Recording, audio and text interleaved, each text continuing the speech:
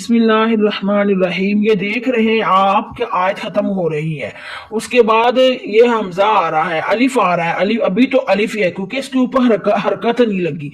جب حرکت لگے گی تو پھر حمزہ بنے گا. اب الف آ رہا ہے تو اب ہم اس کو کیسے پڑھیں گے؟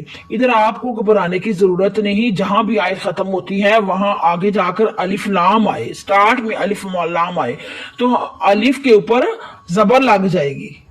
الف لام جہاں بھی آتا ہے الف کے اوپر زبر لگ جائے گی. آپ نے اسے گھبرانا نہیں، بالکل آپ نے بلا جھجک جہاں بھی الف لام آئے الف کے اوپر زبر لگا دے. اس لفظ کو ہم ایسے پڑھیں گے، لام مشدد بھی ہے اس لیے مشدد حرف دو دفعہ پڑھا جاتا ہے، ایک دفعہ اپنی سے پہلے متحرک حرف کے ساتھ ملا کر، ایک دفعہ اپنی حرکت کے مطابق.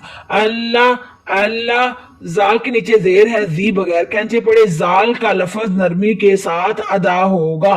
اللہ زی پہ یائے مدہ بھی ہو رہا ہے، یا ساکن اس سے پہلے زیر تو ایک الف کی مقدار کھینچ کر پڑے.